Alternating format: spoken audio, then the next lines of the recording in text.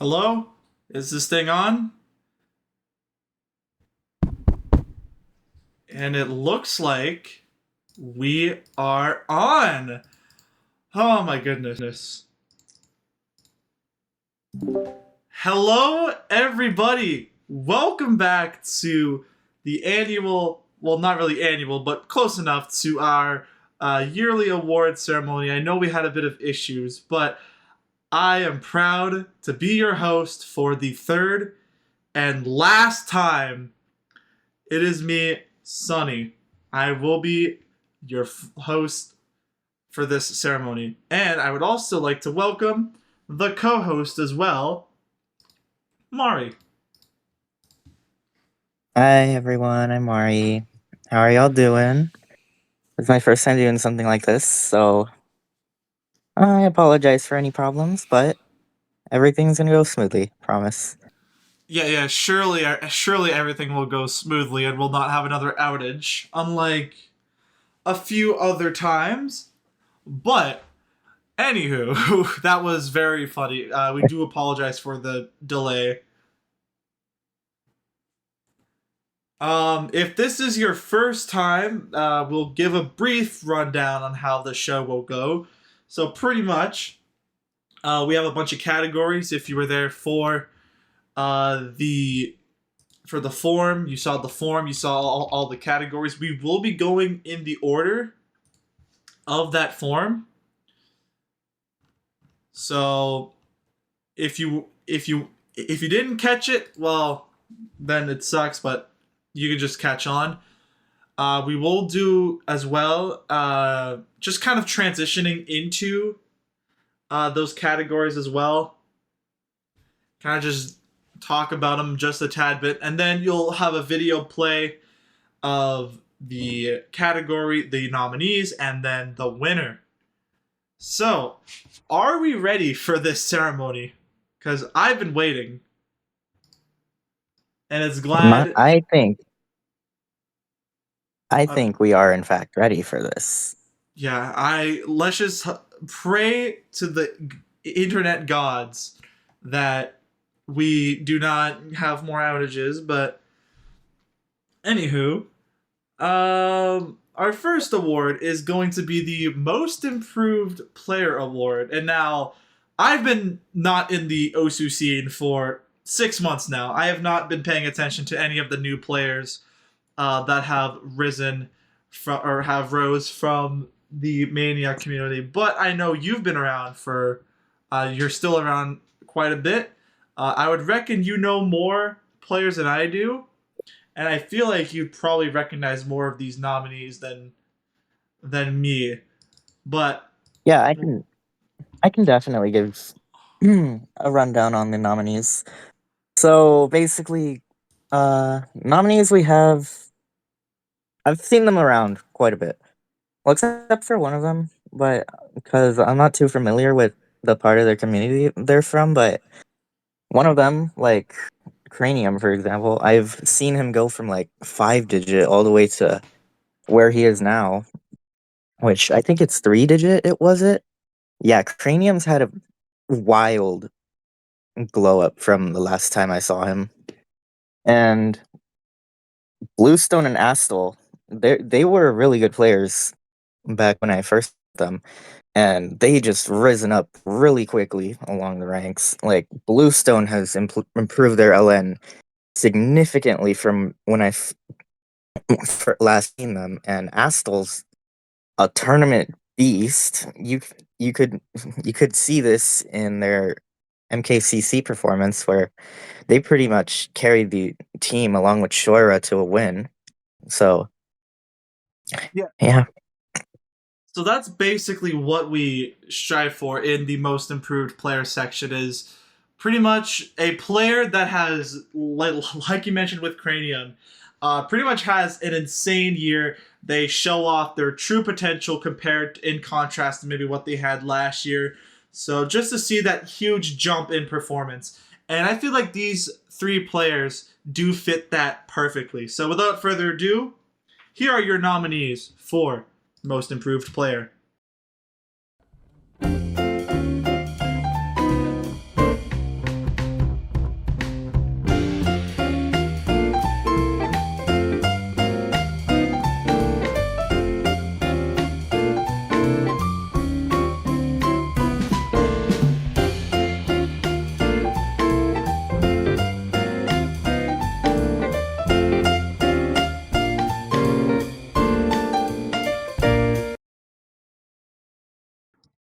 Congratulations to LS Bluestone for taking home the Most Improved Player Award by taking 27 of the 73 votes, taking 40.3% of the votes. Congrats once again to Bluestone.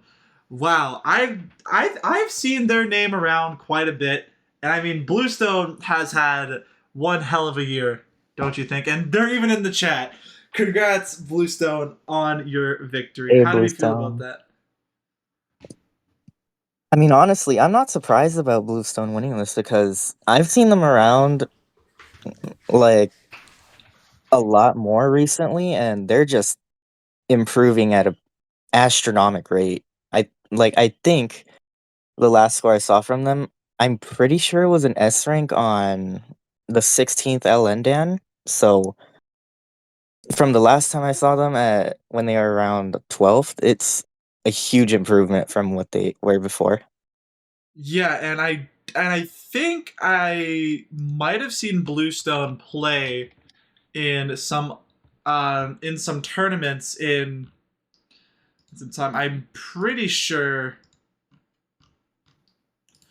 If I am not sure, but I think 40M might have been. I think could have been a tournament that they played in, but I wouldn't be surprised, especially with them being a part of Romania, a bit of a smaller mania country compared to, in contrast to some others.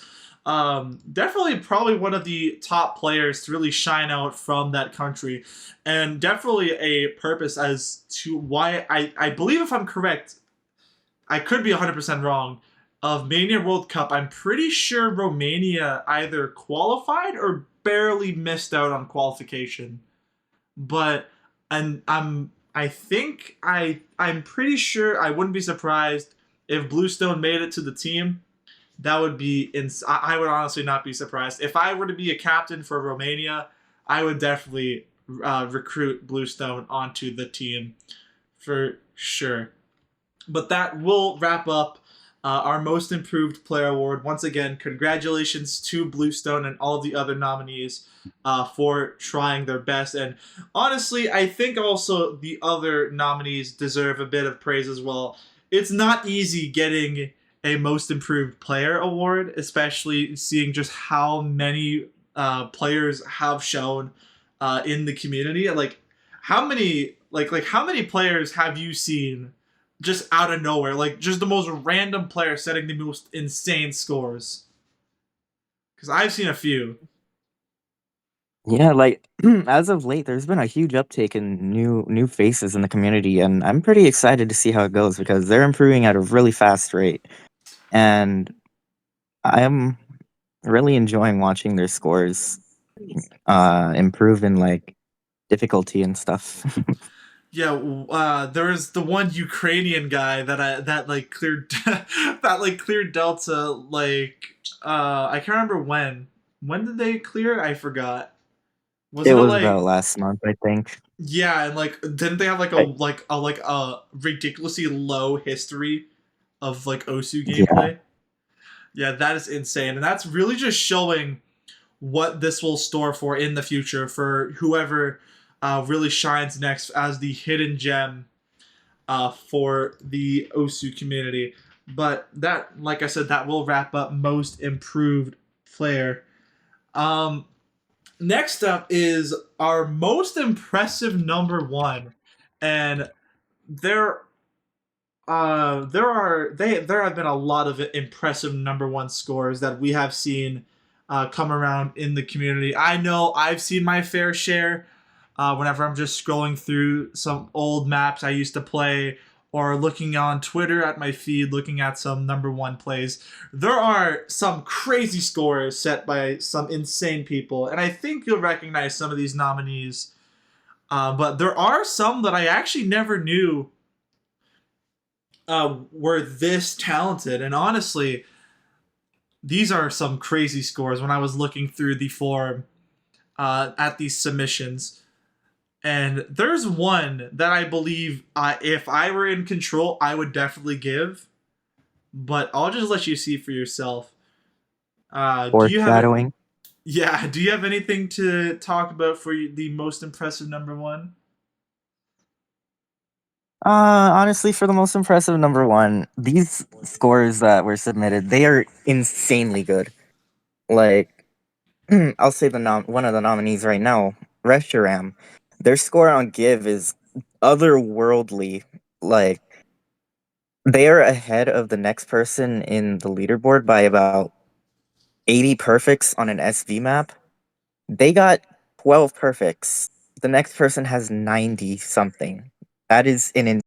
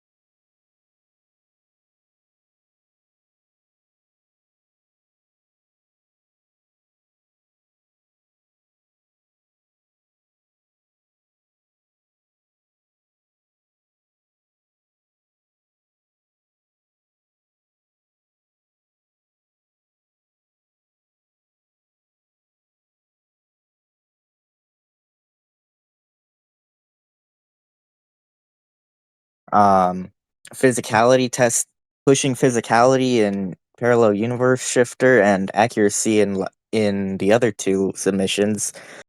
And really, you shouldn't count any of them out. They're all good in their own right. Yeah, exactly. Like I feel like with these community voted award ceremonies, it's so hard to pick because they're all so good in their own right. Like I mean, even something as measly as a two key score can really shine bright because of just how little that community is. There's not really that many people who play two key, and I mean, there are some that do like actually play. For example, maybe Sparks' two key event you did play in, but mainly people just play it just for the sake of the tournament and then just really just kind of put it aside for whatever.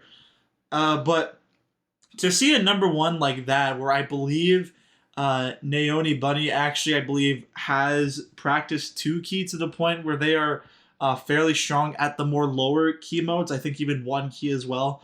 And also, not to mention some insane scores from, like I said, or like you mentioned earlier with Reshiram's insane score on Give. There's also Nod, who I believe, with Japanese Soul Brothers, you can see the mapping technique on that. It is in fact a ska map as well. So if you know ska, then it won't really come to a surprise that that map is absolutely brutal, especially with a cut and live version, a live performance of a song. It is insane how Nod can pull off such insane scores like that, and that's not the only. That is not the only category that Nod is nominated for. Nod is nominated for 3 or 4 awards, ladies and gentlemen. He's nominated for most impressive number 1, nominated for hold on, what's the other one? Nominated for player of the year. And I believe 2 actually. I miscalculated. 2 awards that Nod is nominated for, and one of them is the big award, Player of the Year. So do not miss that. That will be an insane one.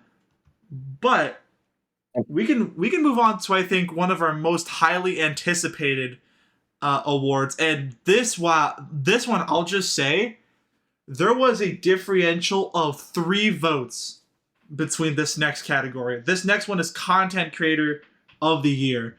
And this one, this category, I mean, there is a wide variety. We try to get a variety of content creators. We tried to, when me and Mari were picking out picking out these nominees, we kind of went for all over the spectrum, kind of. We tried to get some Twitch streamers, some YouTubers who do their own thing, like documentaries, which definitely stands out with like Lonely Weeb and Miles, who do stand in that range. And then there's Raginator and Basil that stream on Twitch, that do gameplay and such. So it kind of tackles what most people do when it comes to content creation. And I mean, these people have been putting out content for so long, don't you think, Mari? I mean, yeah, like I've checked out all their channels and I'm not disappointed in what I've seen. Their content is really interesting, and I've pretty much been hooked on a few of them, like Basil, for example, and Lonely Weeb. They put a lot of effort into their content, especially Lonely Weeb. He does a lot of research into his documentaries and things, and I just think that's pretty cool because he's pretty much the biggest documentary YouTuber of Mania, and I think it's good to see in a community like this. Yeah, and it's also great to see some streamers as well. Basil, I think everybody knows who Basil is. They are one of the most well-known Osu figures ever. Even if you don't pay attention to her streams, you've probably seen her around. But most people know her from her streams. It's a very welcoming community as well. Same with Raginator as well. Raginator is, I think, the underdog in this category. I don't think much people expected Raginator to be in here because Raginator has been really underground, I would say. But this year, or the past couple years, Raginator has had an insane blast into the mainstream when it comes to their Osu content. I believe, actually, 2023 was Raginator's breakout year. And I feel like it's great to see some new faces get nominated because we are seeing the return of Lonely Weeb and Basil, as they were nominated for Content Creator of the Year back in 2023. I believe alongside Kibitz and another YouTuber that is not coming to mind. I do apologize in advance. I will have to look back at that video, however. But without further ado, we have a special guest that will be presenting this award. As a matter of fact, he is also a content creator. Take it away, Cynix. Hello guys, it's your favorite fairy, Cynix. Today I was offered the chance to announce the winner of the Content Creator of the Year by Sunny. Without wasting any more time, let's announce the nominees. First we have Lonely Weeb, known for his documentary style videos and for being a lonely weeb. Second we have Basil, who's an awesome streamer known for her massive personality. I know what else is massive? And Miles and Raginator, who do a mix of content and scoreboards. Now let's announce the winner. Drum rolls, please. And the winner is Lonely Weeb. Congratulations on winning. Now try uploading more. Anyways, Sunny, thank you for having me here, and bye, boys. Congratulations, Lonely Weeb. You finally won. Finally a winner recognized Content Creator of the Year. Congrats, Lonely Weeb. And also congratulations to the other nominees. This was a difference of 3 votes, ladies and gentlemen, from first and second. And I won't name names on who was very close, but let's just say, wow, this was a very close voting section between those two. And I mean, honestly, seeing how Lonely Weeb has just grown so much from over these past few years as a content creator, like we mentioned earlier, he has a whole team now that basically helps make videos for Lonely Weeb, and I mean the quality is there. You can definitely see he prefers quality over quantity due to his lack of uploads. But hey, sometimes you don't have to put out so much to be great, as that is definitely why Lonely Weeb has taken this award for Content Creator of the Year.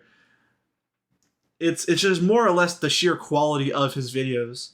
And I mean, I also was lucky enough to be featured in one of his videos. I believe it was Osimania's Lost Media I actually had a feature in. And I mean, the amount of research that is done. Like, when did you know that apparently there was a Secret Wonder Q&A video? Because I didn't know that.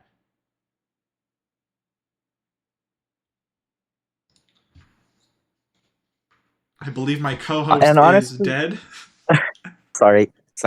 I honestly do agree with Sunny. Like, the amount of research that goes into Lonely Weeb videos is pretty insane. Like, and the video runtime does show that in a way.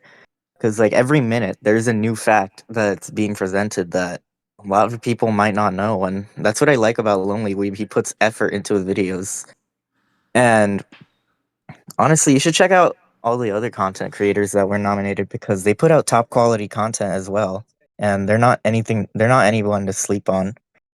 Yeah, also with Miles as well being up there in the range as well as a pretty good documentary YouTuber as well. They have actually released a new video regarding Saragi's Ada Clear, I believe, as well.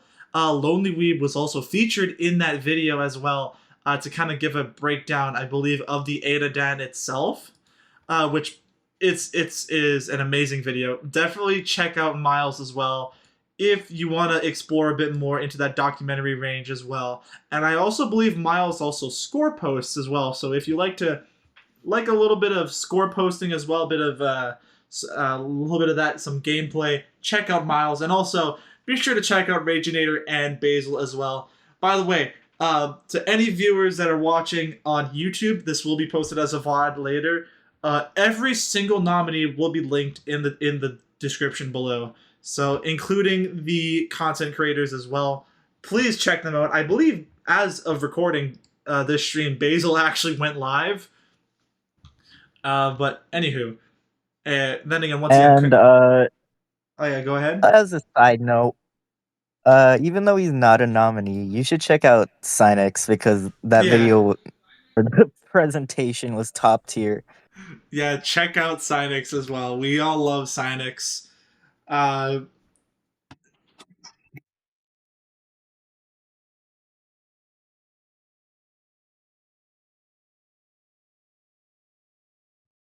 Alrighty, so moving right along, let's talk about PP, shall we? There is an upcoming rework that actually is, I don't know when it's coming out, but honestly, I was not pretty interested in the rework until I saw what was getting nerfed and what was getting buffed. And ranked maps are gonna see pretty much a whole new face whenever this rework comes out. Like, I'm pretty sure you were the one that showed me the link to the rework website, and I looked through my profile just for fun, and I saw that a map that is 5 stars, 5.7, I believe, is now worth like 700 PP. And I'm wondering what is going on. Like, the rice maps are going to get absolutely buffed. And to anyone that focuses on the more LN side of things, your PP will, or your performance points will suffer. Are you excited for this rework? Because I know you'll still be around playing Osu while I will be in the retirement home playing golf. Okay, old man. Honestly, I am excited about this rework because even though it looks like it does need a couple tweaks, admittedly, because a couple jaunt shrill maps are pretty overweighted and LNs are slashed in half, but overall, it's a good rework. And I think if it gets a couple tweaks in the near future, it'll be pretty good. Yeah, which transitions into our next category, ranked map of the year. And this is we tried our hardest to make this not just fully like PP farm maps. We actually looked into the quality of the maps, looked to see just more or less. I know one of these maps are like 7 stars, but we looked at the quality of the map and how well it was made, more or less, than how much performance points it gives. Because I know there were some that were submitted that were just submitted sheerly because of it being a farm map. Although, not to say farm maps are not fun, it's just I like to prioritize ranked maps based off its just its quality, not just how much you can farm. And I feel like these 4 maps really put that to the test. And without further ado, without me speaking anymore, let's just jump into the nominees for ranked map of the year.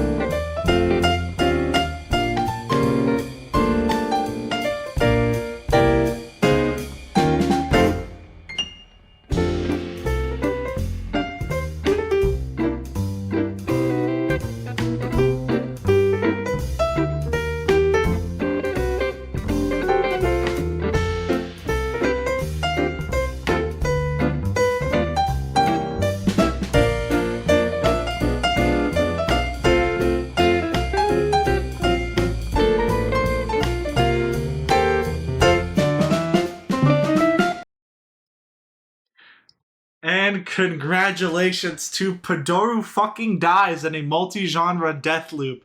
And also congrats to Slick for mapping that beautiful song, by the way. Even though it is not Christmas, that is one hell of a map. You should definitely go play that. It is super fun. And also, shout out to the other 3 nominees as well. Worldwide Choppers, insanely goated map, goated song. Same with Rosso and Raffleza. So they're all extremely wonderful.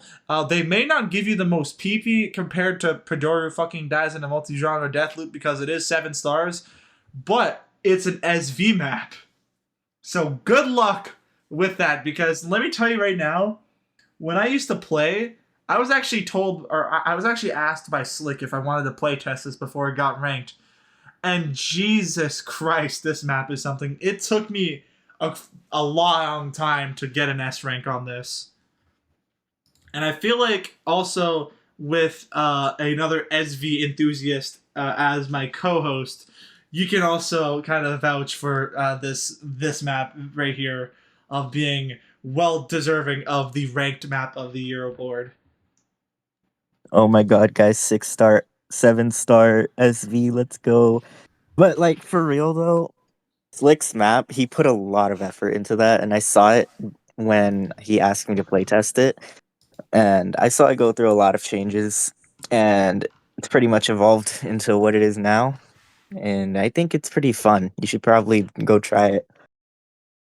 And also SV. That's what we're mainly here for, right, guys? Right? Yeah, yeah. Anyway, I've only played about 2 maps in this category, which are Padoru and Worldwide Choppers. And what I'm gonna say about Worldwide Choppers, you really got to check it out. It's really fun to play. There's a lot of tech patterns in there that just continue on for the entire 5 minutes of the song, and the only break you get is like 10 seconds. So it's just a marathon of tech patterns.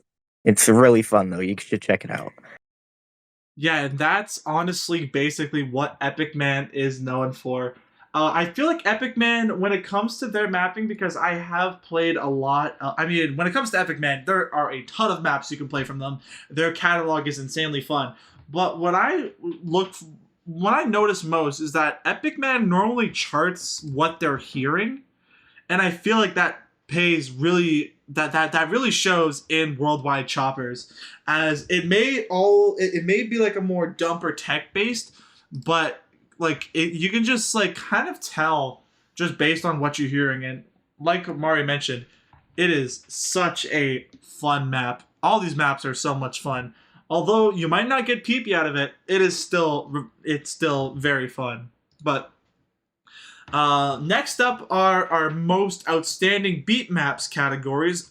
These are a grand total of 4 categories that take into different skill sets. So we have the most outstanding beat map for Rice, the most outstanding beat map for LN, most outstanding beat map for Hybrid, and the most outstanding beat map for SV.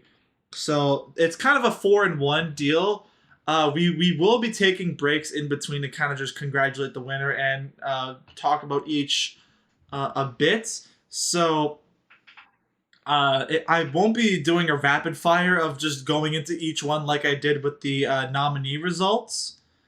So we will definitely take our time on this. But going into most outstanding beat map in the Rice category, the winner of this category won by a singular vote. One vote was the difference between this map and second place.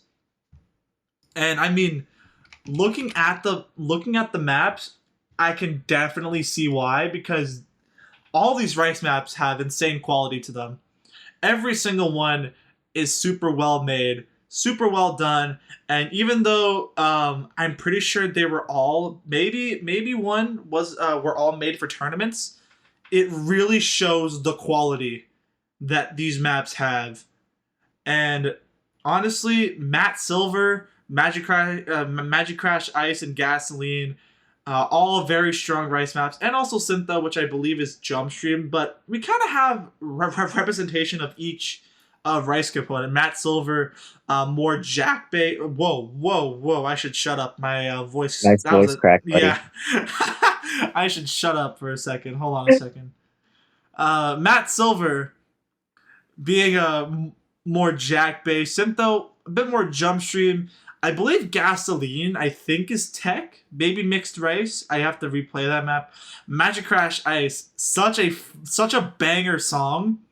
Also, I believe I would consider it to be Mixed Rice, as that was charted for 4-digit Mania World Cup 2024 and has a lot of just kind of a bunch of random stuff in that map, but is so well made. Anyway, here are your nominees for the most outstanding beat map in the Rice compartment.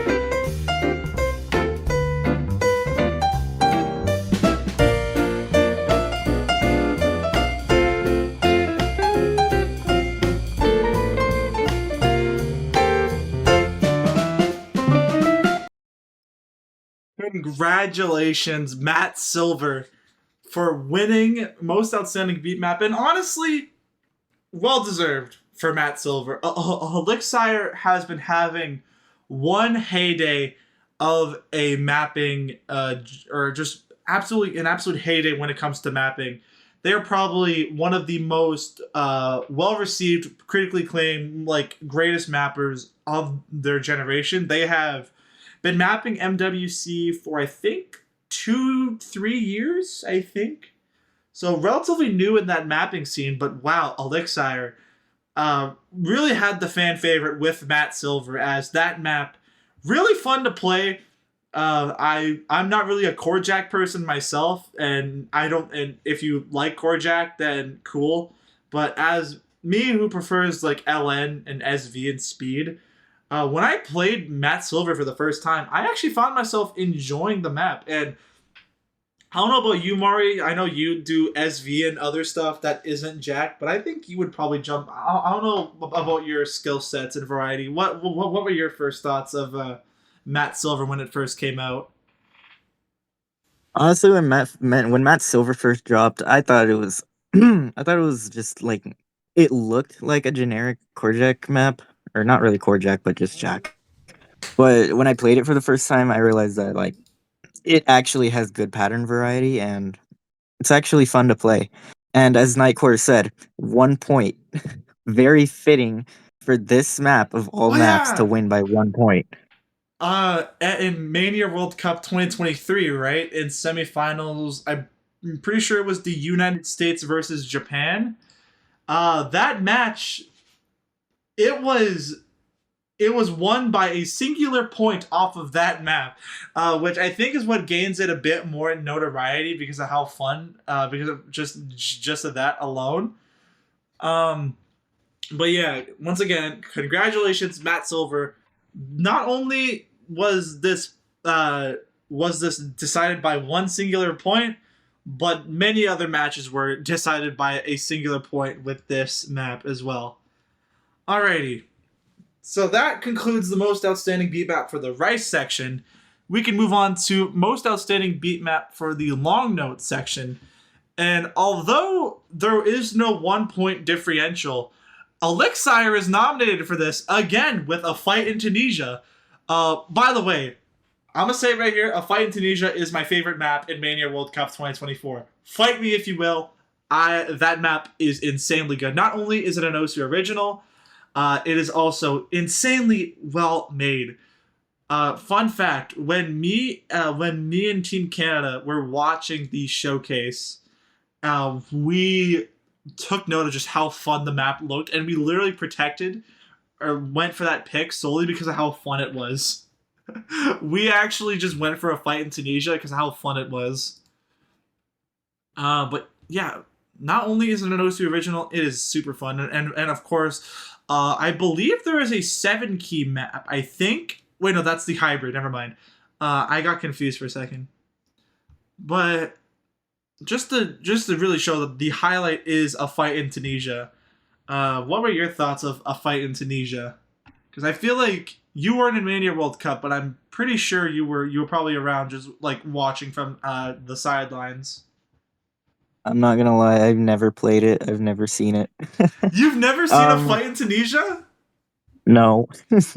Oh I was my god. gone. I was just not watching for that round, but from what I hear, it has pretty good reviews, so I'm willing to give it a shot.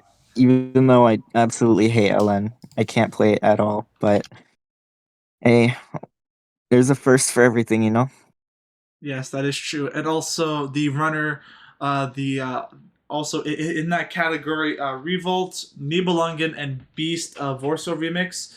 I'm pretty sure 2 of these maps came from the same tournament. I'm pretty sure Nibelungen and Beast came from a tournament that's actually nominated for Tournament of the Year, which is or 4-key Tournament of the Year, which is Asia Suji Cup, Rhythmus Aquarum. I believe those were both made for that tournament. But well, without further ado, here are your nominees for most outstanding beat map long note.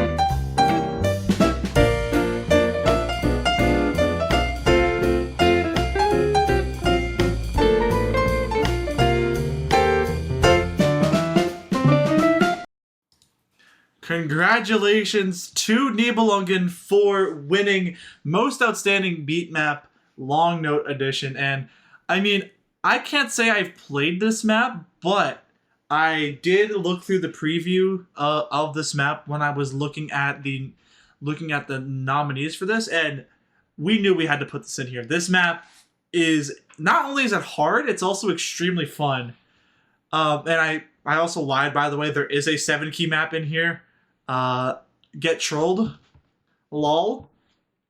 But yeah, I know it's a shocker that a fight in Tunisia did not win, but it was a close difference. It was out of the 56 people that voted, 24 for Nibelungen, 18 for a fight in Tunisia. So it was a very close battle between those two, but it did go to Nibelungen in the end.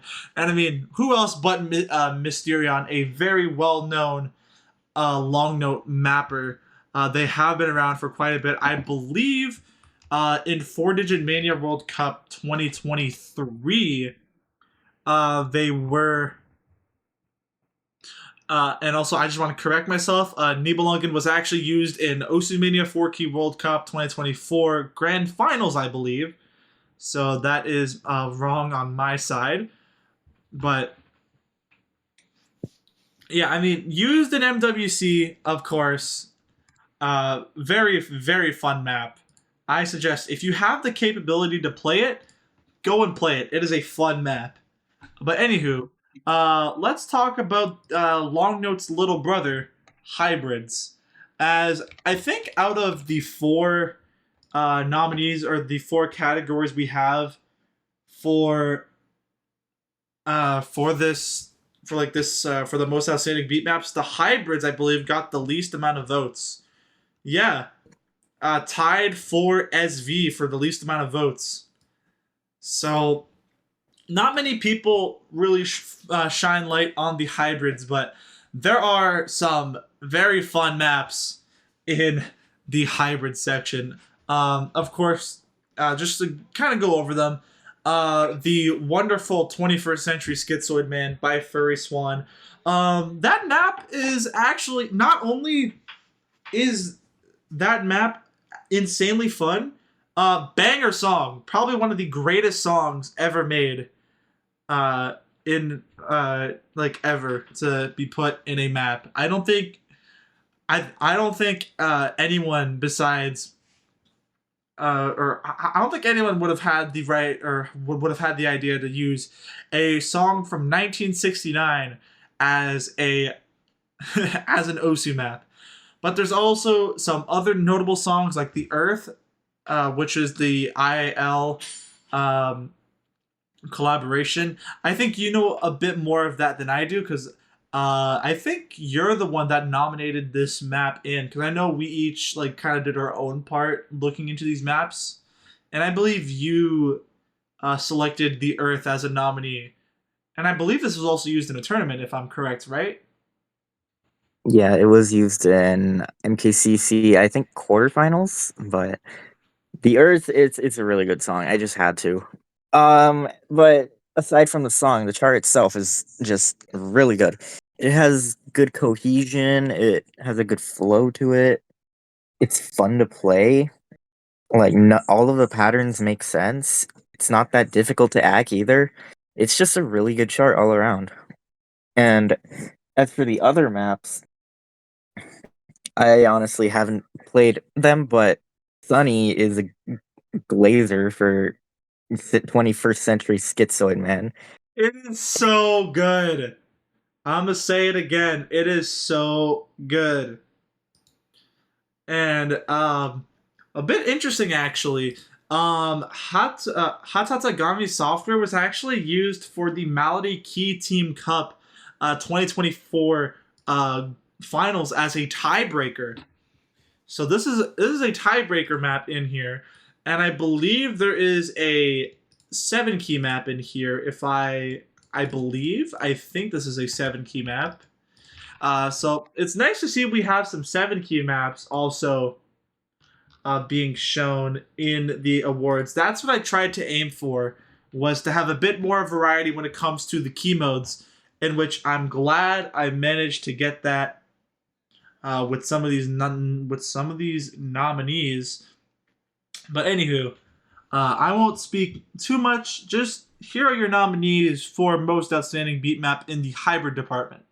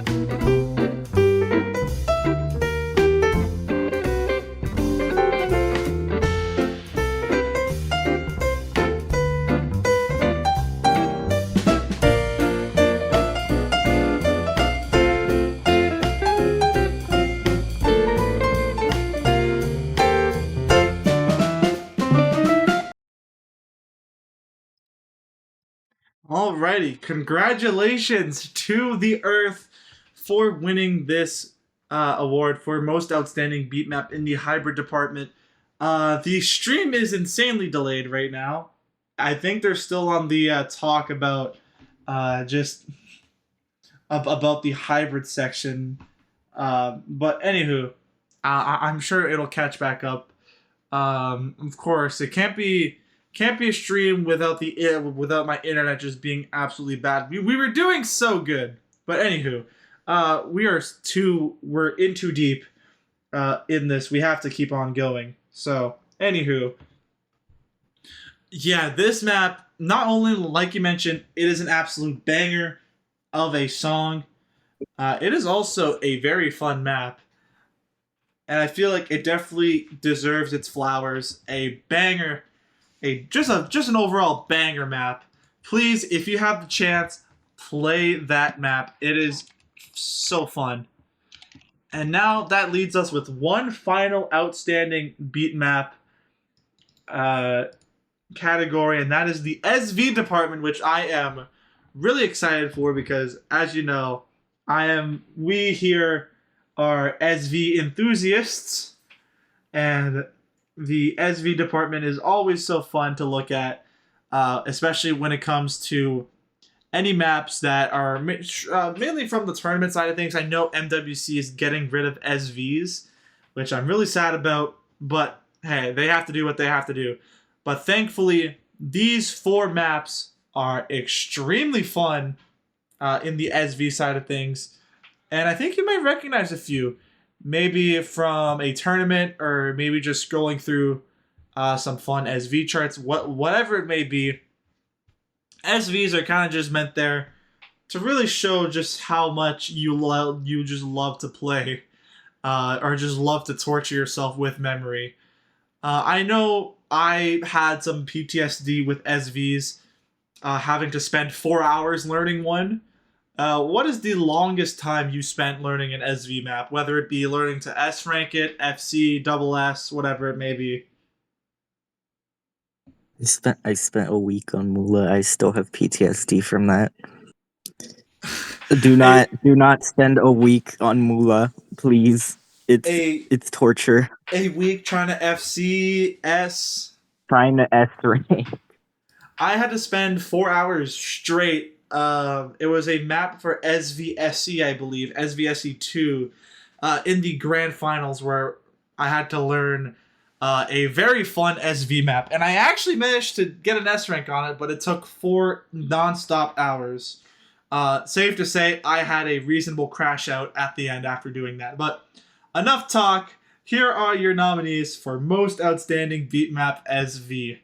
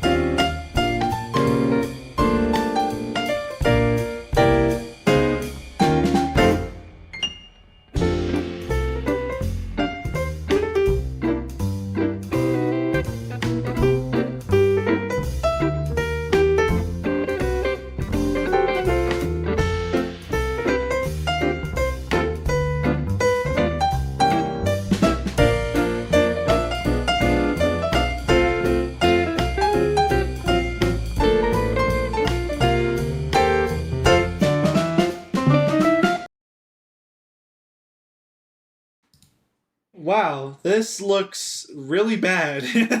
I promise you this is not rigged, okay? As a matter of fact, I didn't even make the SVs. That was all Promacho. So if you want, take I say Promachos gets all the credit for this, as they are the one that did the SV for Spoiled Little Brat. I just did the mapping for it. Do not But spend a week on Eva, please.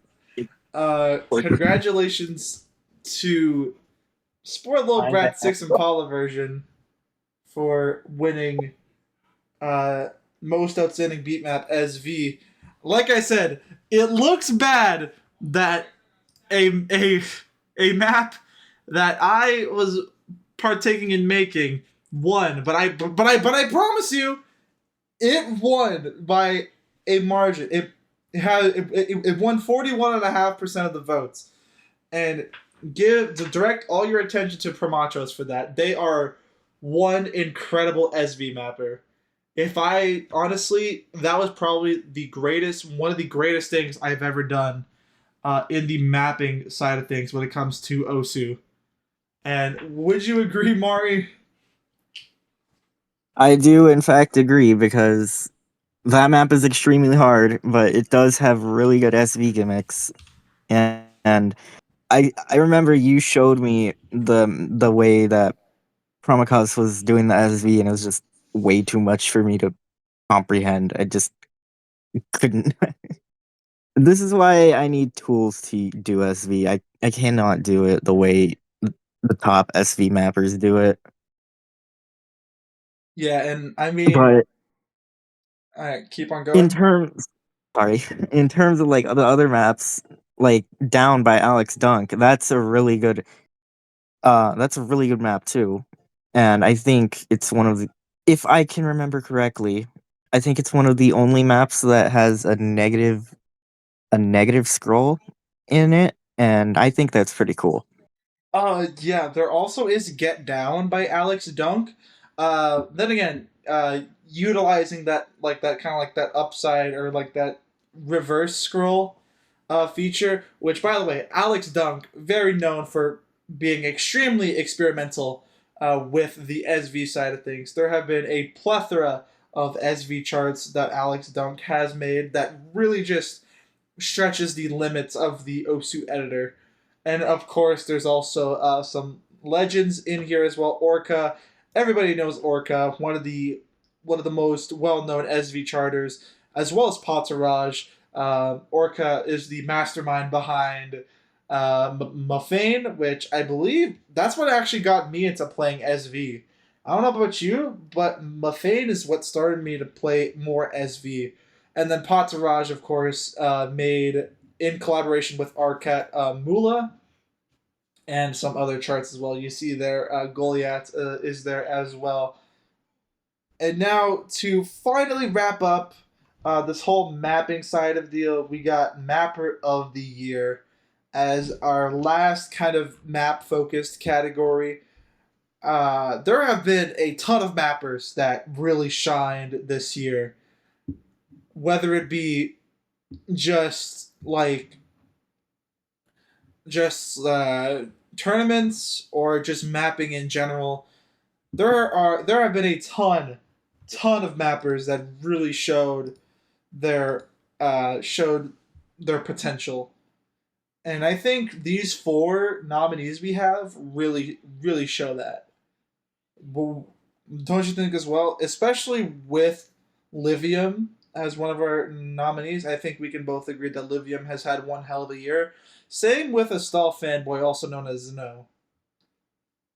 I can agree to that because Livium and Snow, they're two upcoming mappers, and um, I've played a lot of their maps. They are really high quality for what they're trying to go for, and their maps are starting to get used across more tournaments now. And I think it's a good, I think it's a good way to dip into their to like push them out into the general public and get their maps exposed to more of the player base, so that more people can get to enjoy them. And as for one of the nominees, Scott, they don't need any introduction. This year they've had a really good year. They made maps like Bakamitai. They got Ankoku Butokai ranked, which I don't think needs any introduction. That is a very controversial map, but yeah. Yeah, and there's also we can't miss out Vito as well. Probably the MVP when it comes to tournament mapping, as if you've been around OC tournaments for about a minute, you've probably seen Vito around the corners of that tournament. It's because they are literally everywhere. Probably well known for GBC, as they have did a lot of mapping for that, but also they also had some maps in MWC be used, which, by the way, the name isn't coming to mind, but I believe it's Hybrid 1 from the quarterfinals of Mania World Cup 2024. That was mapped by Vito, a very fun map. But without further ado, here are your nominees for Mapper of the Year.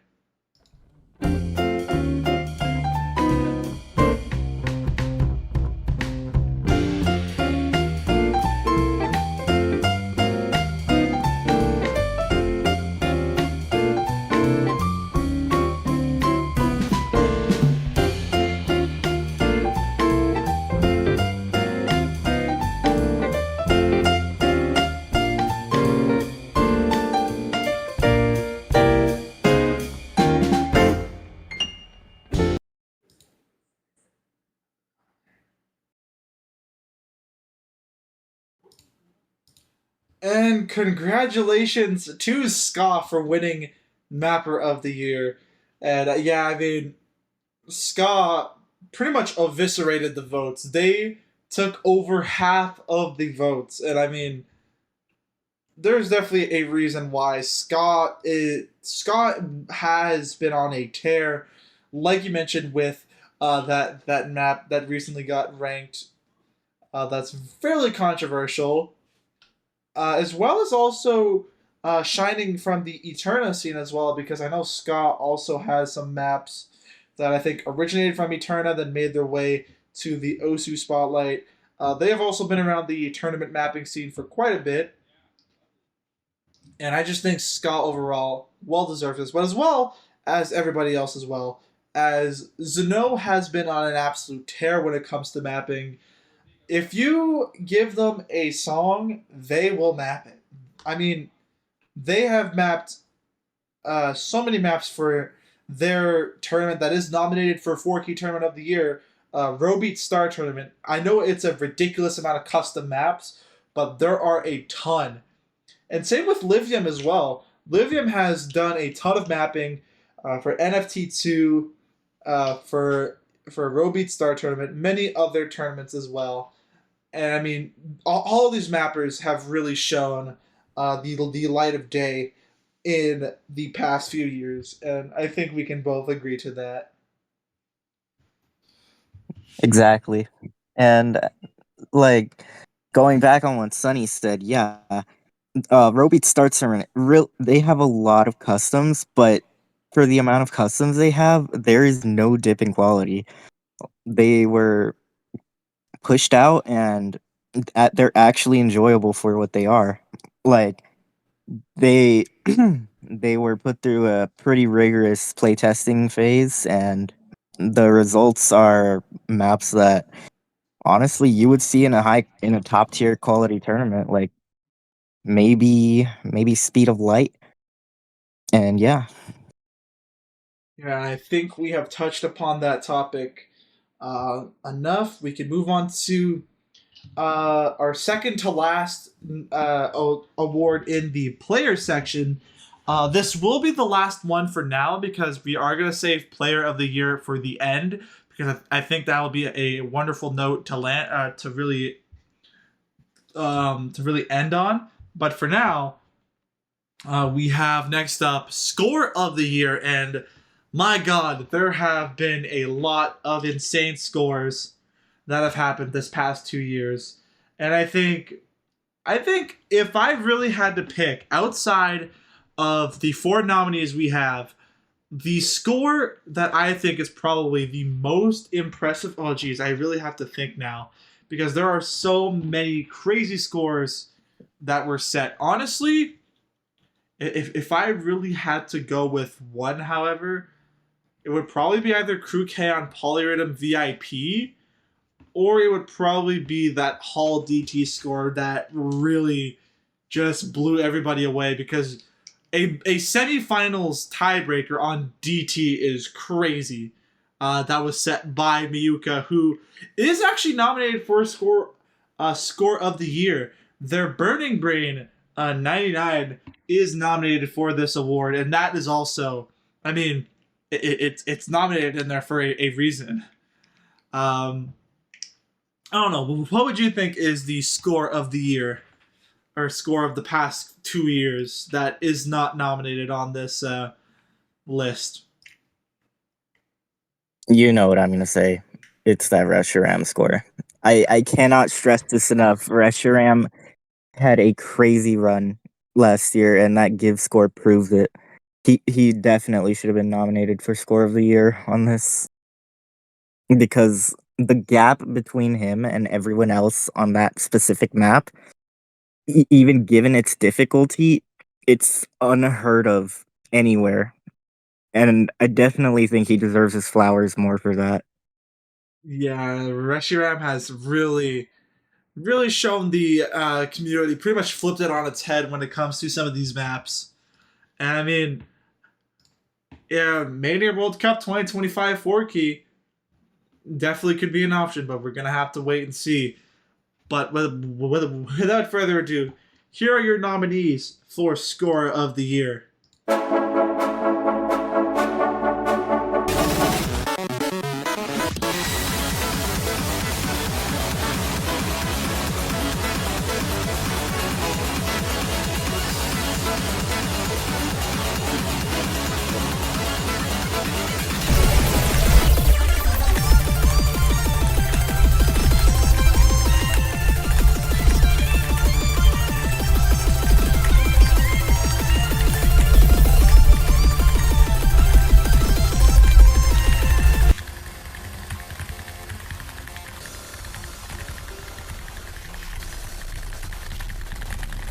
Yes!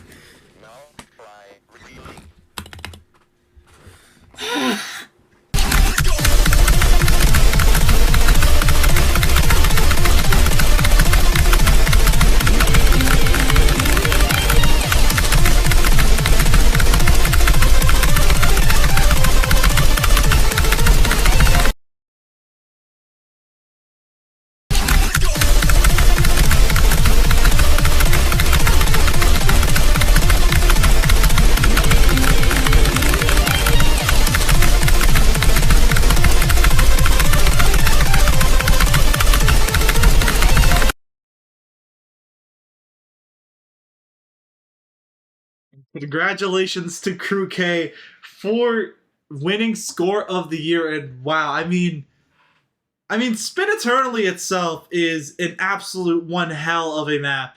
I mean, it won the award for Beatmap of the Year in 2023's Walmart Awards, and Crew K is definitely no stranger to winning these kinds of awards. They did win Most Impressive #1, I believe, in the 2023 awards with their number one score on True DJ Mag, and I mean, Crew K just continues to make history with what they do. I mean, Spin Eternally, like I said, is a crazy storyboard map, pretty much just breaking everything that we all knew and loved that once was a storyboard, and kind of just flipping it on its head.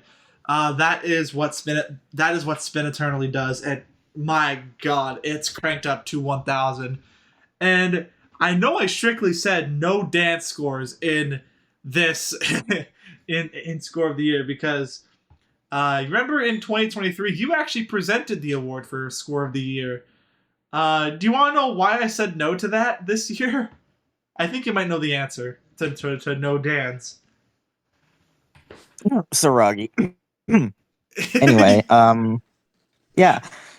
And, This time, go on. Sorry. no, you can go on. All right. Anyway, this time for score of the year, I like the nominees a lot. These nominees just show how much you can completely push the boundaries of this game in terms of skill. Like Krukei's full combo, for example, he's pushing the limits of what can be memorized, and this is not an easy map either.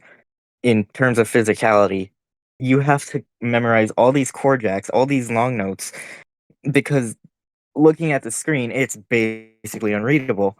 And Krukei is showing that all of this is humanly possible, and he's just breaking boundaries while setting all these insane scores on SV and storyboards. And then another one on the 7 key side, Kalkai's score on Rudebuster. He got I think it's the third ever S rank on Second. Rudebuster. Okay, second. Um After Jakad's brought notoriety to that in his video, which he sadly deleted. But anyway, yeah, he's showing how his coordination is able to let him just push what's possible in 7 key, and showing why he's one of the top players of all time. Yeah, and I mean, we haven't seen Kalkai around for quite a bit, but them making their return to the scene, I mean, yeah, I mean, what better way to return to the scene than just absolutely shred a one of the hardest 7 key maps of all time. And then of course there's also some notable ones as well with Miyuka with their 99 on Burning Brain. That map is insanely hard. One of the hardest maps I think this game has probably seen in quite a bit. Um, Danny PX knows how to make some crazy hard maps. Hardcore digital kick hack number 5. Just insanely hard rice maps. And Burning Brain is, I can't remember what the peak is for speed, but my god, it is fast as all hell. It is well above in that 400, probably like 430 BPM stream range of somewhere like that. And the fact that Miyuka can 99 a map like that is crazy. And then, of course, we can't really move on without talking about Saragi, who has absolutely been making a statement for themselves in this community. The fact they can double the speed of an already hard enough map to play on double time and just S rank it casually, it shows how far ahead of the game Saragi is compared to everyone else, and they are still tearing this game apart. If Kalkai is doing this in 7 key, then Saragi's doing this in 4 key. It is crazy to see how much potential this person has in the future. And with that, we will be back for Player of the Year at the end. But for now, we are going to be moving on to the tournament side of things, which includes Match of the Year, Staffer of the Year, Commentator, and Referee, Tiebreaker of the Year, Custom Song of the Year, Artist of the Year, non-4 key Tournament of the Year, and 4 key Tournament of the Year. So, without further ado, this is where things do get a bit more interesting as we are jumping into what this award show was originally meant to be. It was meant to be a tournament award based ceremony. And what better way to start than with Match of the Year? And what do you think was the all-time match of the year that happened? Just overall, any match you can think of in the past 2 years. Overall, Yeah. I'm still gonna say Philippines versus Chile, because these are two highly anticipated teams going on against each other. Like, we have watched the Philippines dominate MWC for like the entirety of how long they had a team. And then Chile, who's an up and coming team, they've been improving steadily over the years, recruiting new people onto their team like Briku and Bambi. And it was just an insane match to watch because no one really knew who was going to come out on top. They had physical players and coordinated players on LN So basically, they had players all across the board fighting for everything, and it was just all around fun to watch. And I think we all know what I'm gonna say, mainly because, like I said, this or like you were talking about, the Philippines have been dominating Mania World Cup as far as the eye can see, but Philippines versus Canada in the MWC 2023 semifinals was one hell of a match, and be I will be talking about this match to my grave. Not only because I was in it, but just solely because of just how pretty much everything was on the line. I mean, the Philippines, like you mentioned, were dominating, probably the fan favorite going into that match. But seeing how much of a team Canada has started to improve, it was nail biting at some points in time. It was pretty insane. And as a player who played in that match, my God, there were some times where I was on edge on either sitting on the sidelines watching my team play or out there playing. It felt like I was up against one of like literally one of the greatest teams of all time, and it was so close. It came down to break points, and my goodness, if I could go back in time and relive, I would go back and relive that match because so much was on the line, and we just cannot stress enough how much the Philippines have shown themselves in the Mania World Cup scene, and I can't wait to see how they will continue later on down the path, as well as Canada as well. But anywho, with that, we will get into our nominees for Match of the Year.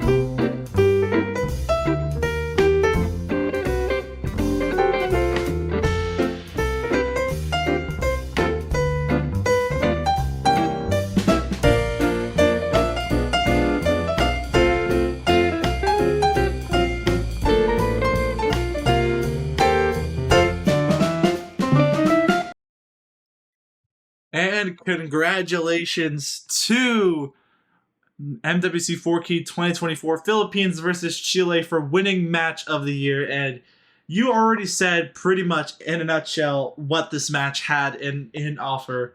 And I mean, they took over half the votes on this. They took 34 out of 60 of the votes. And I mean, for a good purpose, that was a crazy match. And you put it up very, very nicely. And as well as the as well as the other matches as well.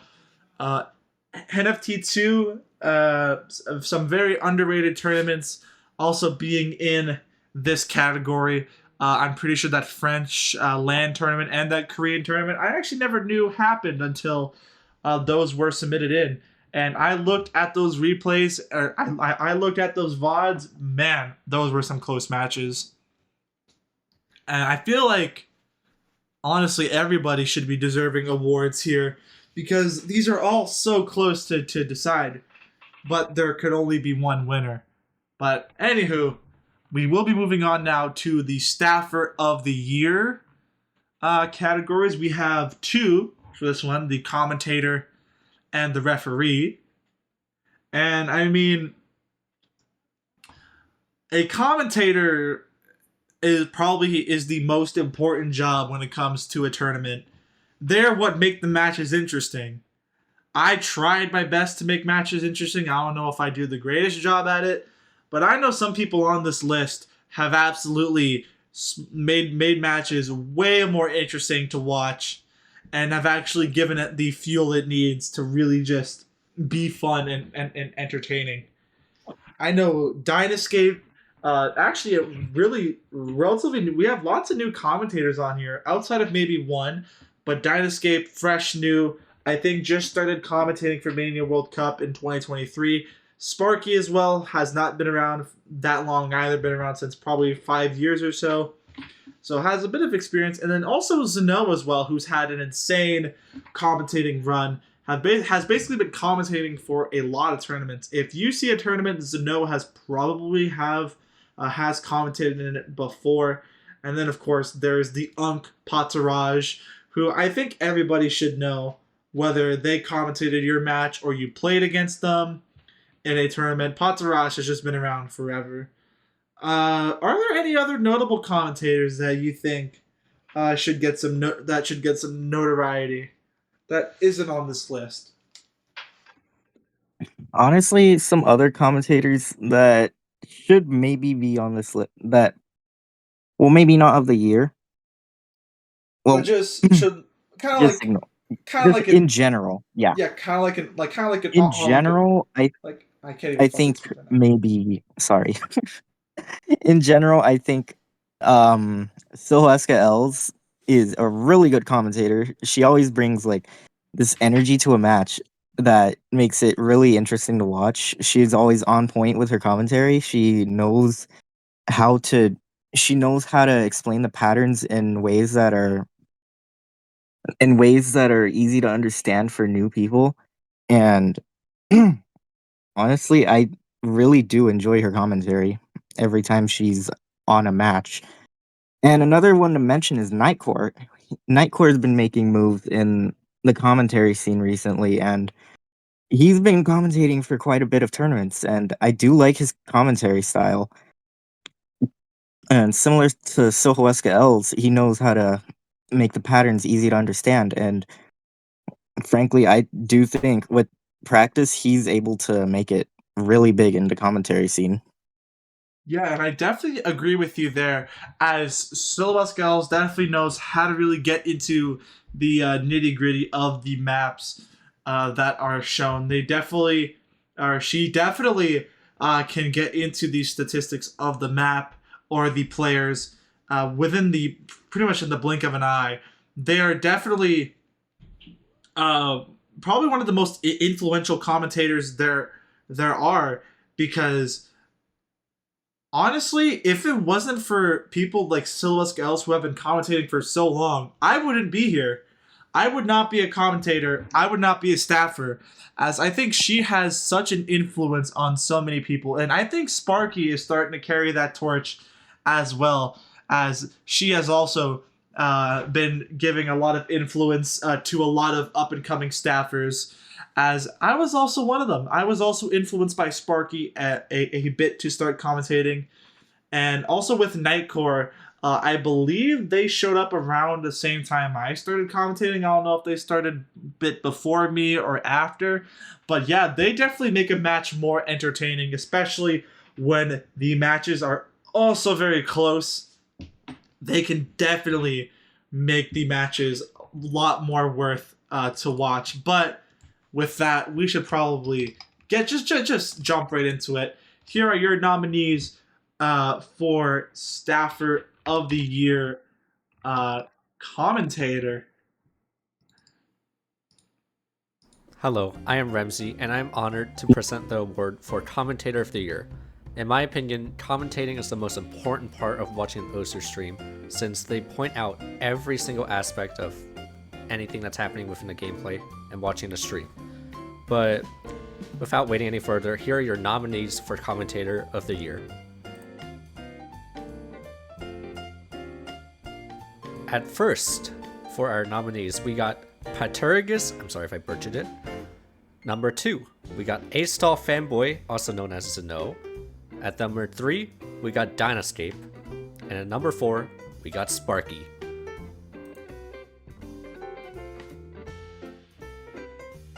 And the Sunny Award for Commentator of the Year goes to, drumroll, A-Stall Fanboy, also known as Zeno, and stole my shrimp.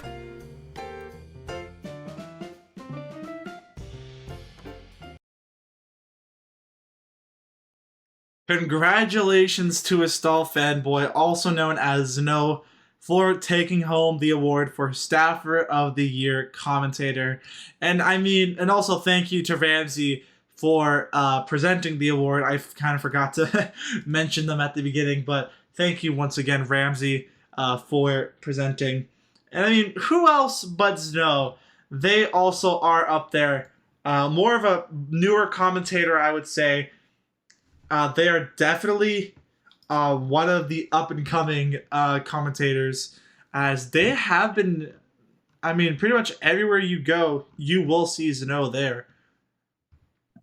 And honestly, I cannot wait to see the future, not only for Zno, but for all the other nominees as well.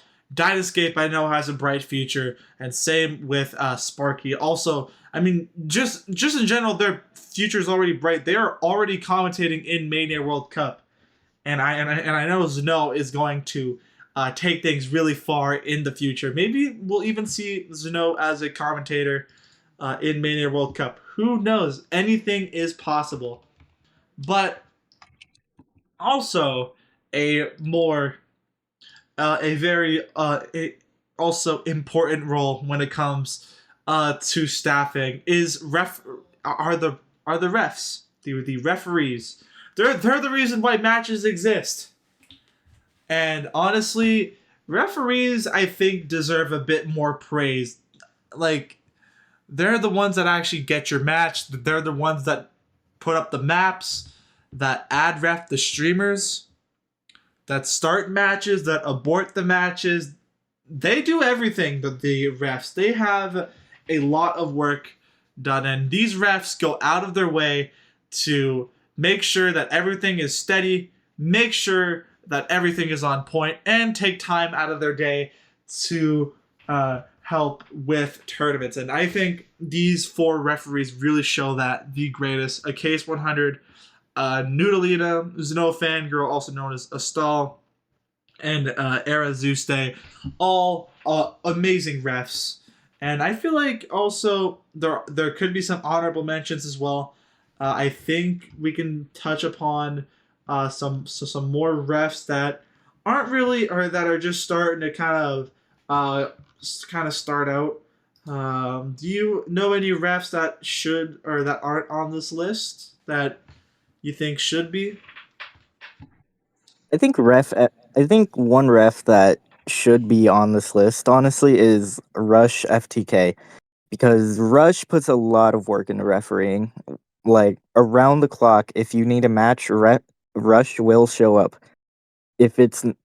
And I know he puts a lot of effort into organizing everything, and his work ethic is really good for refereeing. And if you ever need a ref, I think you should hit up Rush, because he's really reliable. Yeah, I was also going to say Rush, as well, as they are a very reliable ref. But also, I would also like to give a shout out to also Log 45 VS. They are not really much known as a ref, but more of a streamer, I'd say. But they also do a lot when it comes to reffing. They don't ref as much, but when they do, they're pretty much the same with Rush, as they're always on the clock, always trying to do things quickly and efficiently. And honestly, I also should probably give Log a bit of a shout out. They have if it wasn't for them, I also would be a bit lost when it comes to reffing, because I believe they also taught me a few things when it comes to reffing and also streaming as well. But anywho, here are your nominees for Staffer of the Year Referee.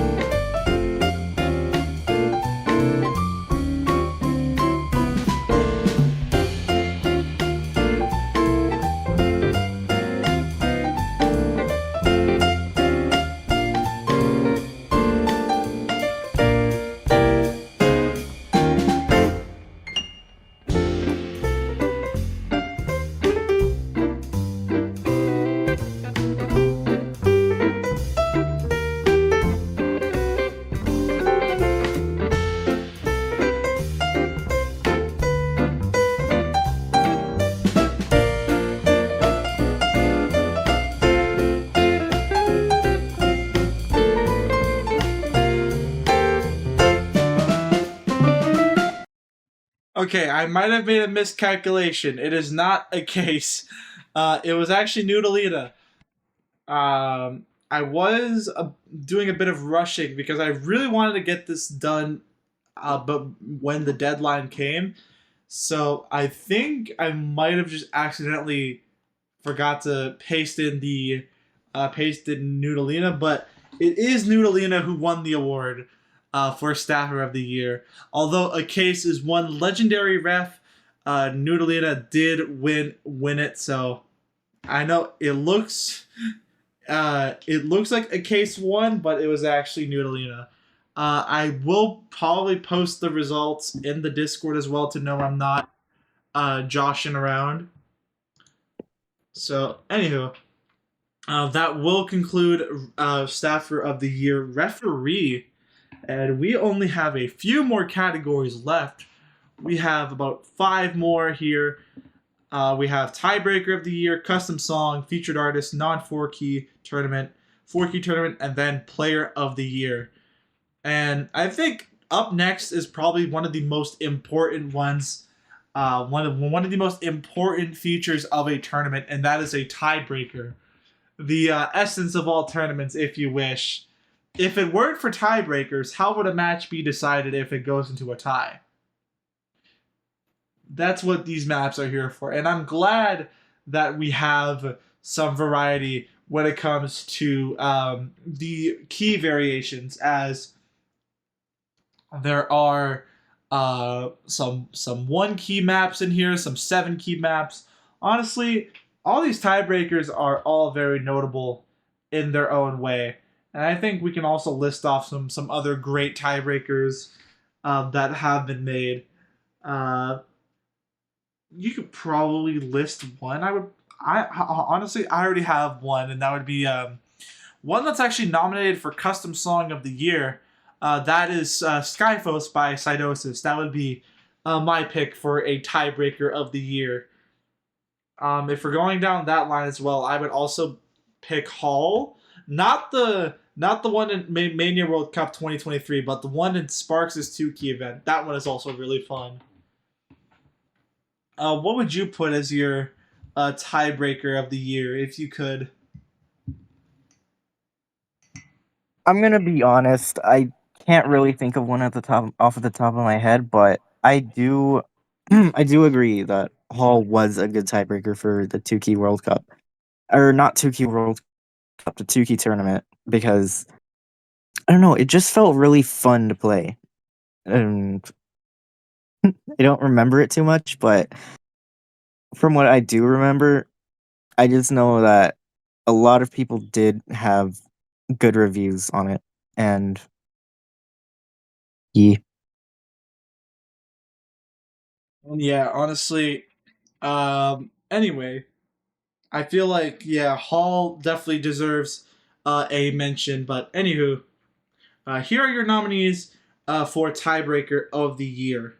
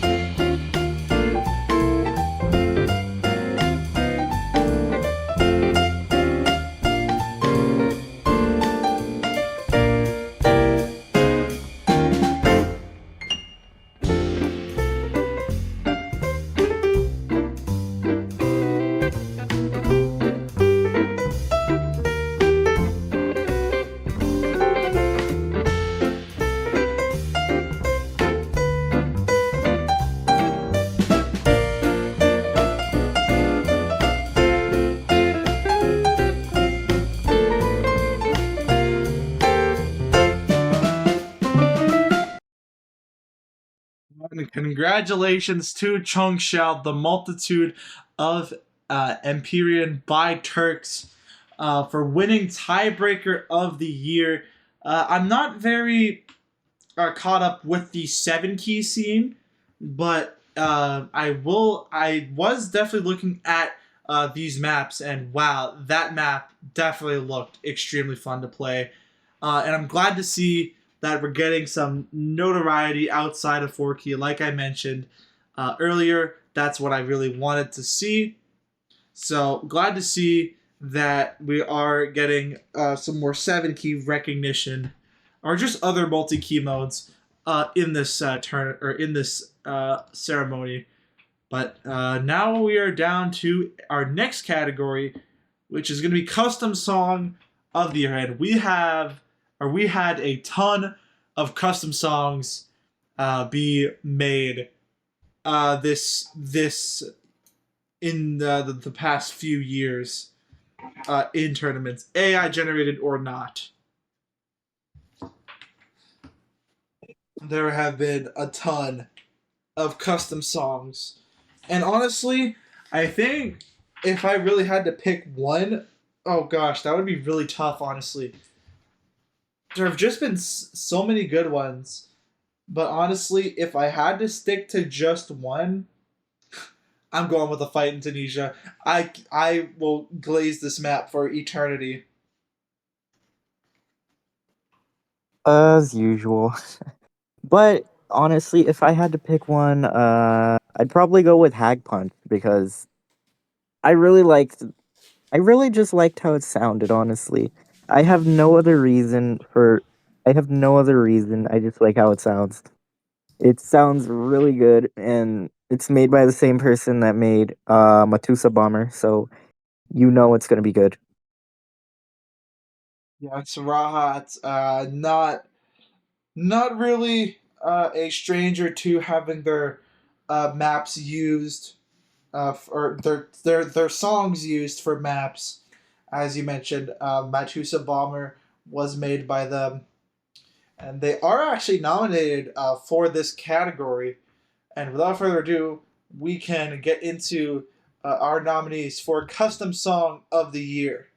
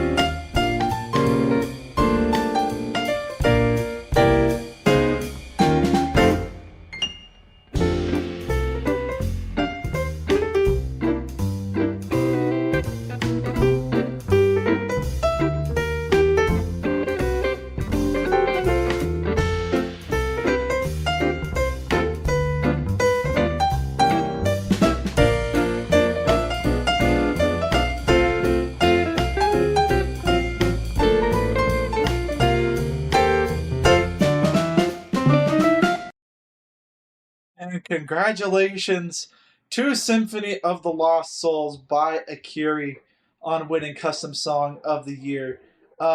If I'm correct, this was used in 7-Key World Cup, I think, 2024. Also, a shout out to the other maps that were mentioned without intention by Silot. Very underrated artist, mainly focused on the NFT 2 side of things, but I know they can get their name out even more with their talent, and as well as Cydosis with Skyphos. I mean, honestly, does Cydosis really need an introduction? They are one of the most notorious artists when it comes to the Osumania featured artist section. They are definitely up there.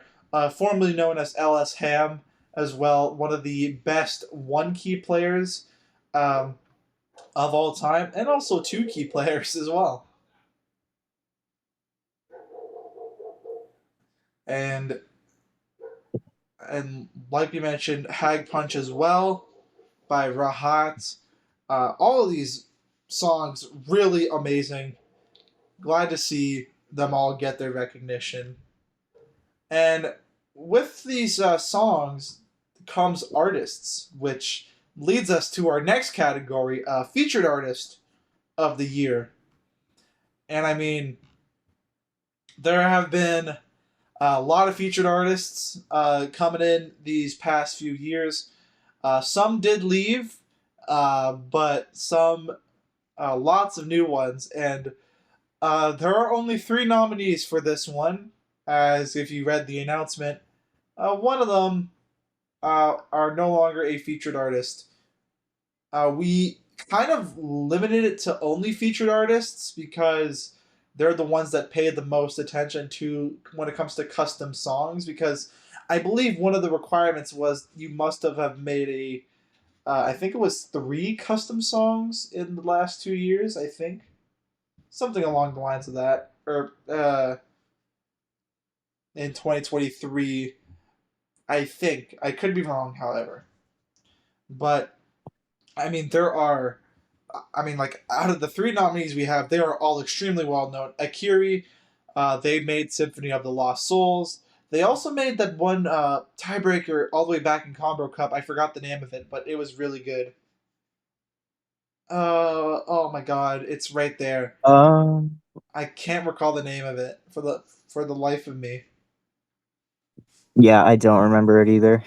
There's also But Cydosis as well, and I mean, Cydosis needs no introduction. They have made a ton of songs.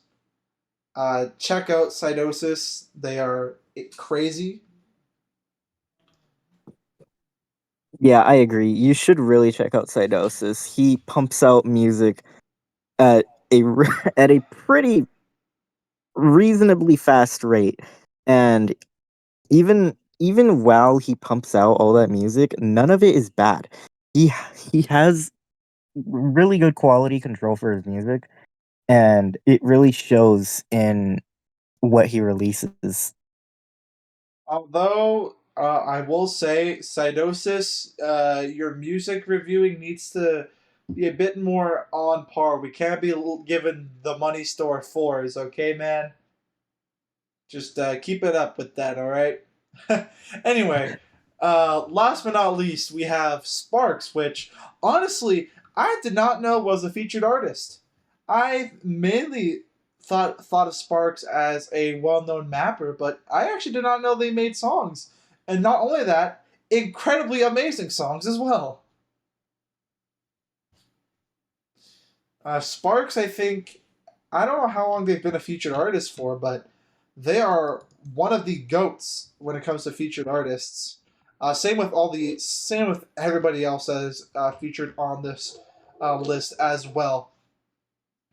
And without further ado, we can get into our nominees for featured artist of the year, and we have a special guest for this one.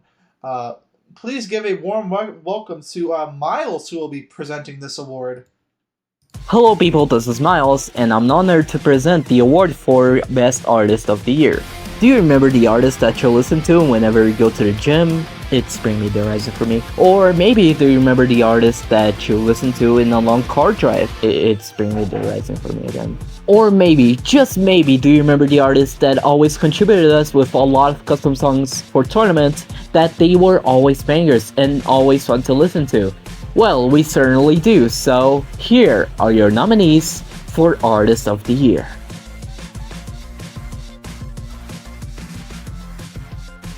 Akiri, Cydosis, and Sparksy.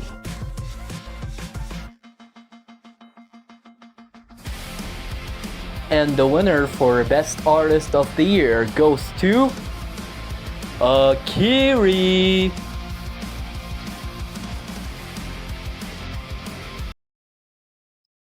Congratulations to Akiri for winning Featured Artist of the Year. And I mean, honestly, Akiri has been also pumping out a lot of music, especially when it comes to the more tournament side of things. I know Cydosis just likes to make music in general, and I would like to assume the same for Sparks.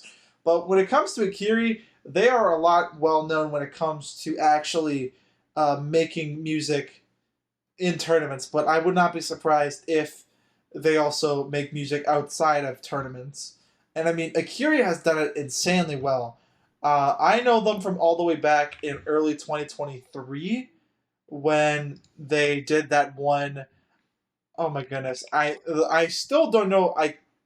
The name is right there. I know it. It's, oh my goodness. I'm gonna be like hating myself once I finally know it. But You'll get there eventually, buddy. but yeah, I mean, definitely, Akiri definitely deserves this award. I mean, they have done a lot of. It's Break for Everest. That's the name of the song. Break for Everest. There you go. They are one of the most, like I said, one of the most notorious featured artists of all time. But I can't wait to see what other featured artists we will get in the future. I think it's gonna be a lot more strict, however, because of a certain controversy that we shall not talk about. But either way, I cannot wait to see the future of the featured artist. Or the future, or yeah, the future of the featured artists that we'll be getting in the future.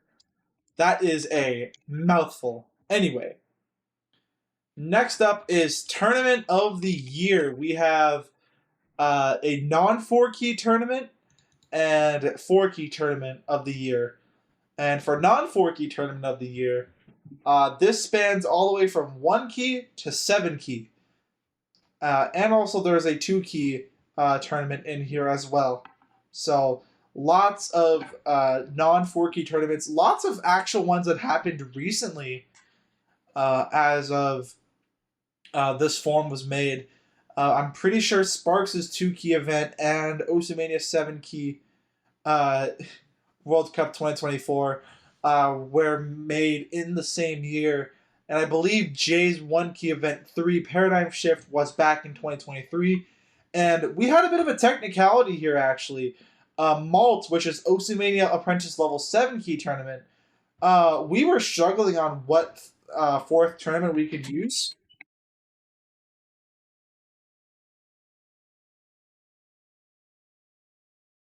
So we just went with a tournament that actually ended in 2023, which was Malt. So we added Malt to there, and that was actually a fairly fun tournament. It really got to shine the light of the beginner 7-key players that soon began to rise later on, which I think is really neat. But some other notable non-4-key tournaments that we tried or that we couldn't put on there was, I believe, the 6-key Autumn tournament was also a really solid one.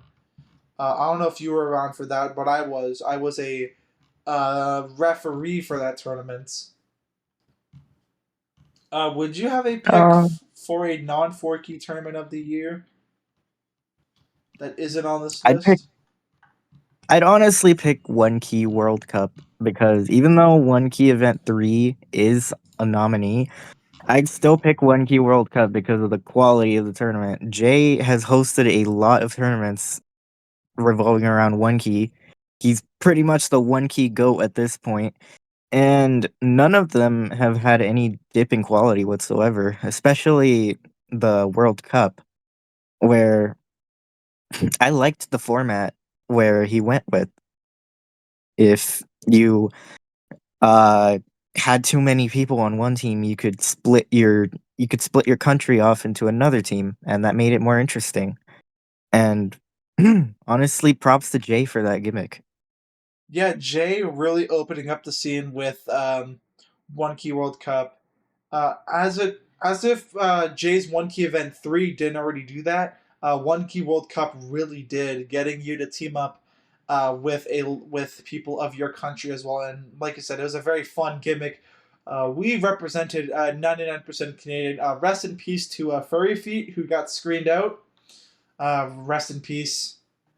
We would have had a full roster, but we lost our goat Furry Feet, who I think had a tourney ban for that screening. But I absolutely enjoyed playing in the tournament. But either way, here are your nominees for non-4-key tournament of the year.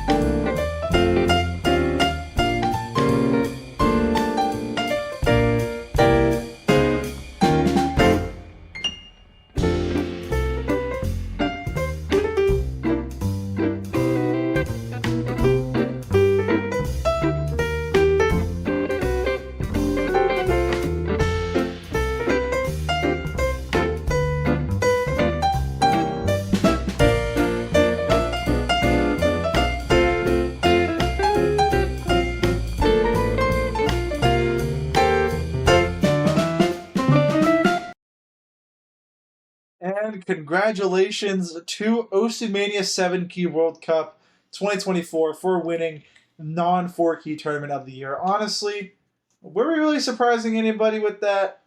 I feel like, honestly, of course, I mean, it is technically a non-4 key tournament, but Oceania 7 Key World Cup 2024, I believe, had... Was it the year that the Philippines like absolutely popped off, or was it the year before? I think it was the year before when the Philippines made history. I think, Yeah, it was 2023 when Philippines popped off. but I mean, that doesn't mean that the Philippines are currently popping off. They are absolutely.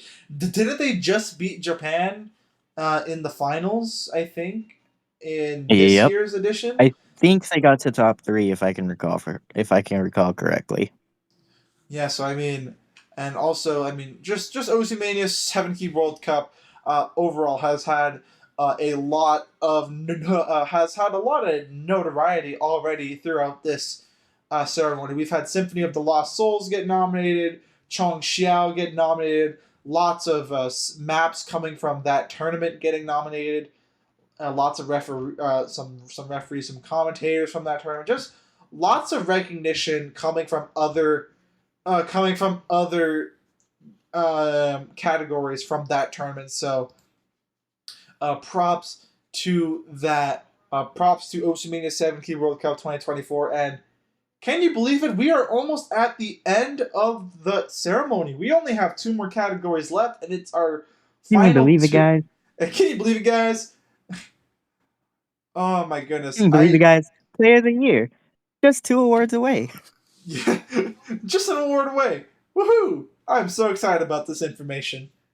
But yes, next up on this list, it's going to be 4 key tournament of the year, and my goodness, this was definitely a journey to look for some of these tournaments. There have been a plethora of 4 key tournaments as per usual.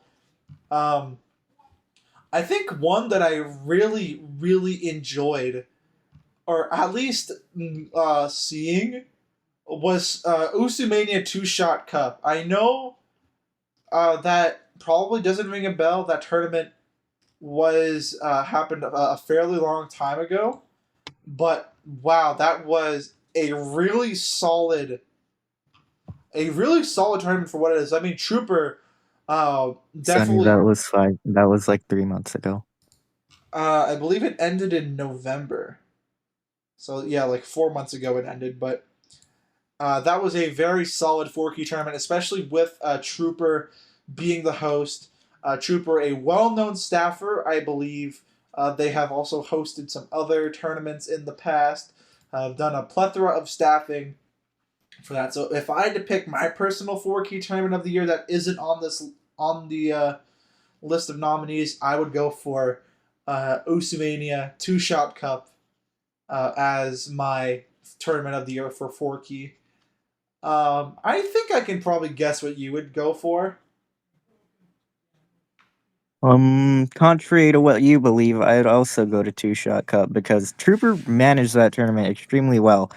And from the feedback it got, there weren't really any problems that I saw with it. And it was just a pretty much well-tuned tournament all around.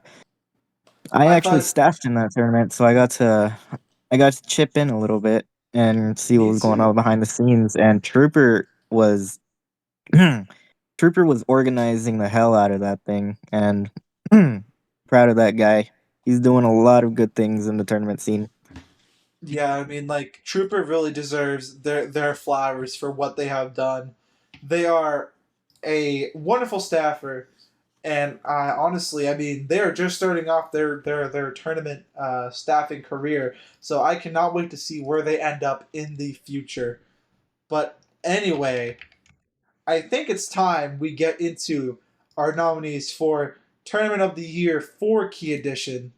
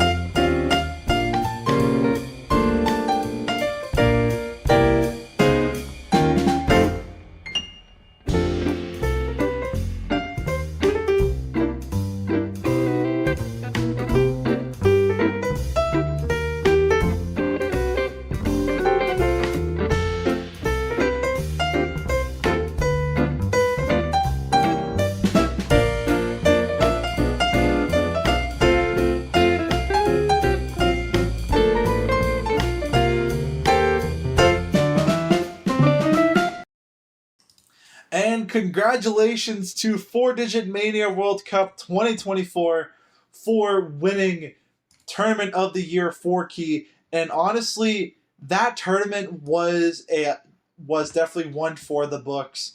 I mean, not only did we see a country that honestly we haven't seen really get much notoriety for being a winner of Vietnam winning that tournament. It also really just shows the sheer talent that the mappers put in. I'm pretty sure there were some custom songs in there as well. Just literally, it was so well staffed for that tournament.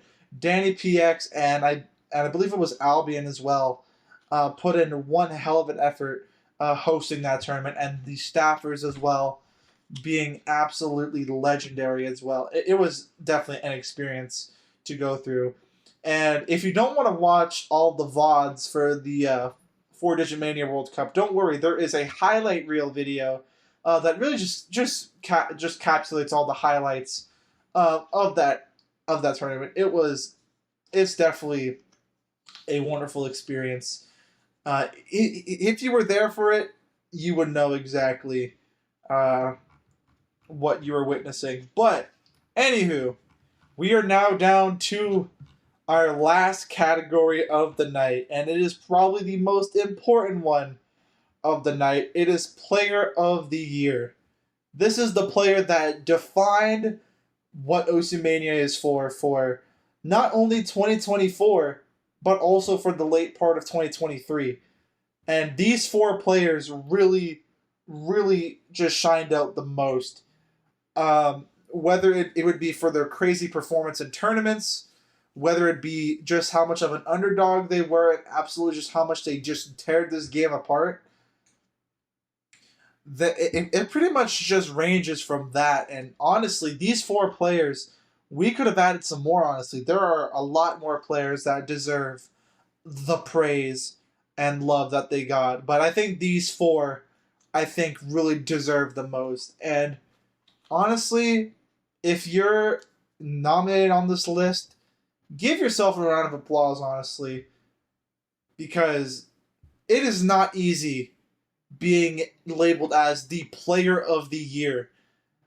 If you recall, our last Players of the Year, 2022 was Eliminates, 2023 was Boji, and now you're going to figure out which one is for 2024 and the later part of 2023.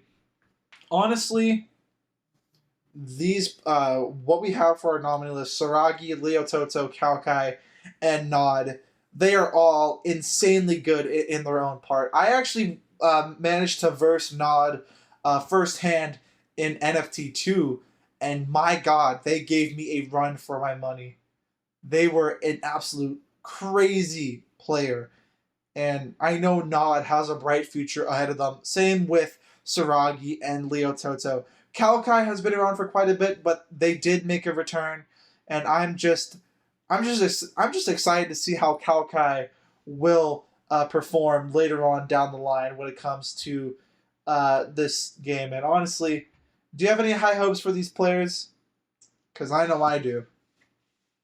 I honestly have high hopes for all these players, especially a new face I've never seen before in the form of Leo Toto. I don't know if I'm pronouncing that right, but anyway, I saw him on the list and I was interested in him because I've never seen his name before and checked it out. There are 7 key players. They are extremely good, and I take it they're known in the Brazilian community, which, speaking of the Brazilians, you guys pulled in work on this sheet. I saw the numbers going up like day 1, just flooding the Brazilian nominees, which was pretty funny. Can we get a shout out to Brazil But for just a big shout out to Brazil for really plugging this tournament, or not exactly. this ceremony. But yeah, thank you, Brazil. We love you. Also, if you didn't know, Nod used to be an older player that took a pretty huge break. I think it was about 4 years or so, and they came back just last year, and now they are peaking higher than they ever were before, which is honestly extremely impressive to leave the game for that long and then to be nominated for Player of the Year, setting all of these insane scores, even in MWC. Like, that is no small feat. And I think Kalkai should be, I mean, not Kalkai, but also Kalkai, yeah, but Nod should be definitely recognized for his achievements that he's made this year. Yeah, like, even though there's only one winner, consider yourself all winners, because out of the millions of Mania players, you, selected by the community, by the 73, or no, by the 68 people that voted for Player of the Year, the amount of people that voted for you as nominees, you should be thanking them all, giving yourselves a pat on the back for absolutely how far you have made it in this game. And I know that this is my last year like doing anything OC related, but I really hope that in the future that you guys really shine, and this year will be your year. But without further ado, here are your nominees for Player of the Year.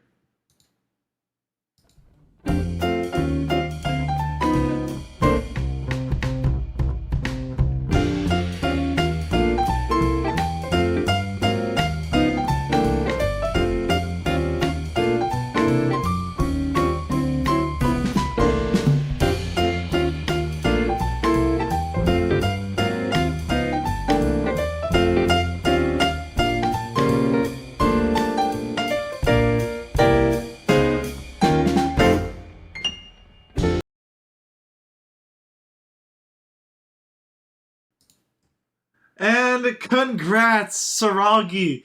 You are labeled as Sunny's Osumania Awards Cubed Player of the Year. And I would also love to give a wonderful shout out to everybody else that, once again, were nominated for this award. You all deserve Player of the Year. But Saragi, I mean, what else is there to say about Saragi that hasn't already been said? They have been on an absolute tear, and they are showing no signs of slowing down. They just cleared one of the hardest dans ever created that wasn't even meant to be humanly possible, and they are doing the humanly impossible. You saw they were nominated for Score of the Year earlier on in the ceremony. They were nominated for Score of the Year for their Cyber Induction 2 times speed, doubling it. They have, like I said, no signs of stopping. They are an absolute gauntlet of a player. And I am honestly excited to see where Saragi will be going in the future as an OC Mania player and everybody else. And with that, ladies and gentlemen, that concludes our award ceremony. And wow, honestly, this is probably the best one I've ever done, because we never got this many responses ever. Like, 73 may not sound like a lot, but this is more than double than what we got back in 2023. And that is saying something. And as well as my wonderful co-host, who this would literally not have been possible if it weren't for Mari. So and also shout out to Brazil for absolutely gassing this up. And Shout out to the entire country of Brazil. We love you. Yes, we love Brazil so much. Shout out and shout out to you, the viewer, whether you're watching on Twitch, watching on YouTube, watching on watching on whatever, even though it's only going to be posted on those two platforms. Thank you for watching, or even if you cast it in a vote, if you voted for a nominee, if you talked to your friend about this ceremony, even if you thought about it in your head. Thank you for sticking along with the ride. Even though we had a bit of issues with this ceremony, whether it be internet problems or some controversies, we managed to get it over with. And this is my last time on the stage. I don't know who else will be doing this in the future, but man, I enjoyed my time in the spotlight, and I can't wait to see where this goes in the future. I don't know if anyone else will be hosting these award ceremonies in the future, but if you do, I wish you the best of luck. But for now, I've been Sunny with my wonderful co-host Mari. We will see you Bye. all later. Goodbye.